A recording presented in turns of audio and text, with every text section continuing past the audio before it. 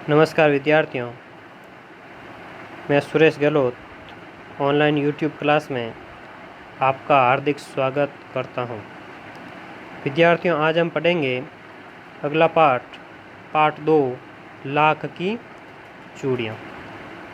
लाख का मतलब यहाँ पर रुपए पैसों से नहीं है। लाख एक वस्तु होती है जिससे चूड़ियाँ आभूषण वगैरह बनाए जाते हैं। लाख किसी पुराने पीपल के पेड़ या बेर के पेड़ पर देखने को मिलती है और ये लाख एक विशेष प्रकार के कीटों द्वारा उत्पन्न की जाती है। तो जो चूड़ियाँ वगैरह बनाते हैं तो वहाँ से वे लाख को एकत्रित करके उसको फिर भट्टी में गर्म करके चूड़ियों के आकार में डालते हैं और चूड़ियों पर फिर रंग वगैरह करके उसको आकर्षक बनाते हैं। पुराने ज़माने में महिलाएं ज़्यादातर ये लाख की चूड़ियाँ ही पहनती थी। तो आइए पाठ की शुरुआत करते हैं। लाख की चूड़ियाँ। सारे गांव में बदलू मुझे सबसे अच्छा आदमी लगता था। पाठ की शुरुआत लेखक से हो रही है। लेखक इस पाठ के काम तनात हैं और वे कह रहे हैं कि मेरे को गांव में सबसे ज़्यादा अच्छा आदमी कौन लगता था? बदलू, क्योंकि वह मुझे सुंदर सुंदर लाख की गोलियां बनाकर देता था।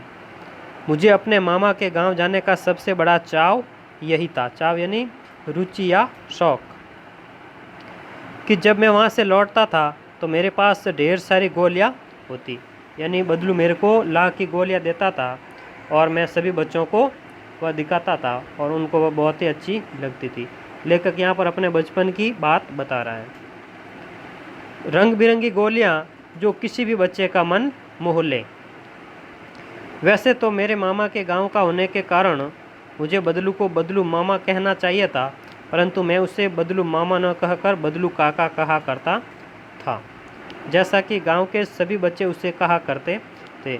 यानी हम भी क्या करते हैं, प्राय जब ननिहाल जाते हैं तो ननिहाल में कोई आस पड़ोस का आदमी होता है, उसको भी हम क्या कहते हैं? मामा।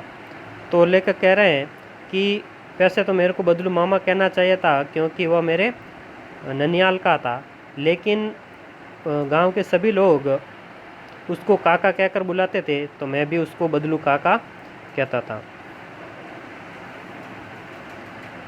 बदलू का मकान कुछ ऊंचे पर था, यानी ऊंचाई पर था, ऊंचे पर बना था। मकान के सामने बड़ा सा सहन था जिसमें एक पुराना नीम का वृक्ष लगा था। उसी के नीचे बैठकर बदलू अपना काम किया करता था। बगल में भट्टी दहकती रहती जिसमें वह लाख पिघलाया करता। सामने एक लकड़ी की चौखट पड़ी रहती जिस पर लाख के मुलायम होने पर वह उसे सलाख के समान पतला करके चूड़ी का आकार देता। सलाख यानी छड़ कह सकते हैं, पतली छड़ धातु वगैरह की। पास में 4-6 विभिन्न आकार की बेलन नुमा मुंगेरियाँ रखी रहती जो आगे से कुछ पतली और पीछे से मोटी होती। मुंगेरियाँ यानी लकड़ी जो ठोकने और मारने के काम आती है। लाख की चूड़ी का आकार देखकर वह उन्हें मुंगेरियों पर चढ़ाकर गोल और चिकना बनाता और तब एक एक कर पूरे हाथ की चूड़ियाँ बना चुकने के पश्चात वह उन पर रंग करता था। यानी पहले तो वह चूड़ियाँ बनाता था और उसको मुंगेर पर चढ़ा देता था और उसके बाद उन पर अलग अलग प्रकार की डिजाइन वगैरह रंग वगैरह वह करता था। बदलू यह कार्य सदा एक ही मचिया पर बैठकर किया करता था जो बहुत ही पुरानी थी। मचिया यानी चारपाई। बगल में ही उसका एक हुक्का रहता जिससे वह बीच बीच में पीता रहता। गांव में मेरा दोपहर का समय अधिकतर बदलू के पास बीतता था। यानी लेखक कह रहा है कि मेरे दोपहर का समय ज़्यादातर कहाँ पर बीता? बदलू के पास। वह मुझे लल्ला कहा करता और मेरे पहुँचते ही मेरे लिए तुरंत एक मचिया मंगा देता। मैं घंटों बैठे बैठे उसे इस प्रकार चूड़ियाँ बनाते देखता रहता। लगभग रोज ही वह 4-6 जोड़े चूड़ियाँ बनाता था। पूरा जोड़ा बना लेने पर वह उसे बेलन पर चढ़ाकर कुछ क्षण चुपचाप देखता रहता, मानो वह बेलन न होकर किसी नववधू की कलाई हो। यानी वह चूड़ियाँ बनाकर उसको बाद में कुछ देर देखता रहता था, जब ऐसा लगता था जो किसी दुल्हन की कलाई हो। बदलू मनिहार था, यानी वह जाति से क्या था? मनिहार था। चूड़ियाँ बनाना उसका पैतृक पेशा था और वास्तव में वह बहुत ही सुंदर चूड़ियाँ बनाता था, यानी ये उसका खानदानी धंधा था। उसकी बनाई हुई चूड़ियों की खपत भी बहुत थी, यानी वह मेहनत भी बहुत करता था। उस गांव में तो सभी स्त्रियां उसकी बनाई हुई चूड़ियाँ पहनती ही थी। आसपास के गांव के लोग भी उससे चूड़ियाँ ले जाते थे, यानी वह अपने क्षेत्र में काफ़ी फेमस था। परंतु वह कभी भी चूड़ियों को पैसों से न बेचता था। उसका अभी तक वस्तु विनिमय का तरीका था और लोग अनाज के बदले उससे चूड़ियाँ ले जाते थे, यानी उसको अनाज देते थे और चूड़ियाँ ले जाते थे। ये पुराने ज़माने में इस प्रकार का विनिमय ज़्यादा होता था। आज के ज़माने में तो मुद्रा विनिमय होता है। वस्तु विनिमय में क्या होता था कि मान लो आपको कोई वस्तु बेचनी हो, आपके पास ज़्यादा है और आपको कोई आवश्यकता है दूसरी वस्तु की, तो उसको आप आगे वाले व्यक्ति से ले लेते और अपने पास जो ज़्यादा वस्तु होती थी उसको दे देते। जैसे मान लो आपके पास बाजरा का स्टॉक है और आप गेहूँ खरीदना चाहते थे, तो बाजरा आगे वाले व्यक्ति को दे देते थे और गेहूँ खरीद लेते थे। ये होता था वस्तु विनिमय। और मुद्रा विनिमय तो आप जानते ही हो, यानी पैसे देकर वस्तु खरीदना। बदलू स्वभाव से बहुत सीधा था। मैंने कभी भी उसे किसी से झगड़ते नहीं देखा। हाँ, शादी विवाह के अवसरों पर वह अवश्य जिद पकड़ जाता था। यानी कि मान लो किसी की शादी होती थी तो वह उस समय कह देता था कि मेरे को इतने पैसे चाहिए, नहीं तो मैं चूड़ियाँ नहीं दूंगा। जीवन भर चाहे कोई उससे मुफ्त चूड़ियाँ ले जाए, परंतु विवाह के अवसर पर वह सारी कसर निकाल देता था। आखिर सुहाग के जोड़े का महत्व ही और होता है। मुझे याद है मेरे मामा के यहाँ किसी लड़की के विवाह पर जरा सी किसी बात पर बिगड़ गया था और फिर उसको मनाने में लोहे लग गए थे। लोहे लगना एक मुहावरा है, जिसको आसानी से मनाया न जा सके उसको कहा जाता है लोहे लगना।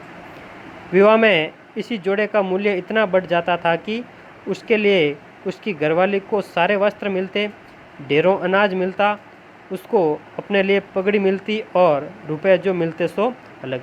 यानी कि एक जोड़ा चूड़ियाँ देने में वह काफ़ी रुपए लेता था।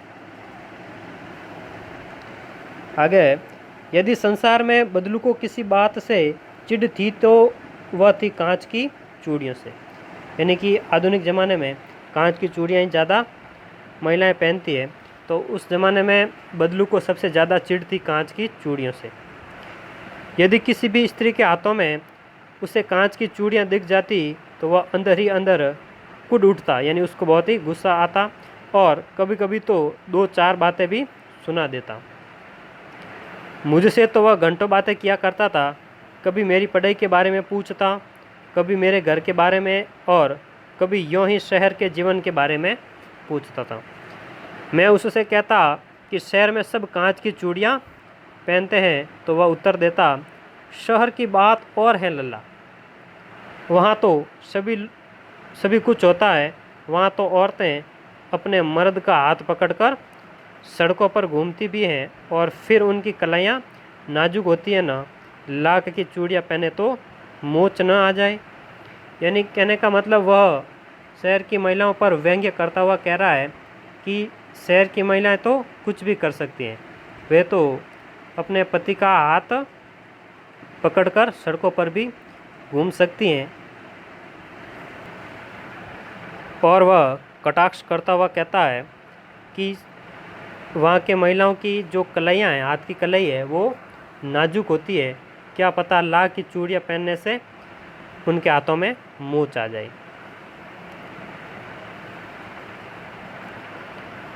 कभी कभी बदलू मेरी अच्छी खासी खातिर भी करता था। जिन दिनों उसकी गाय के दूध होता वह सदा मेरे लिए मलाई बचा कर रखता, और आम की फसल में तो मैं रोज़ ही उसके यहाँ से 2-4 आम खा आता था। परंतु इन सब बातों के अतिरिक्त जिस कारण वह मुझे अच्छा लगता वह यह था कि लगभग रोज़ ही वह मेरे लिए 1-2 गोलियां बना देता, किसकी, लाख की। तो आज के लिए विद्यार्थियों इतना ही। अगला पार्ट हम अगले वीडियो में पढ़ेंगे। तब तक के लिए धन्यवाद। और जाते जाते हमारे इस चैनल को सब्सक्राइब ज़रूर करें, और वीडियो आपको कैसा लगा लाइक करें और कमेंट ज़रूर करें। Thank you once again.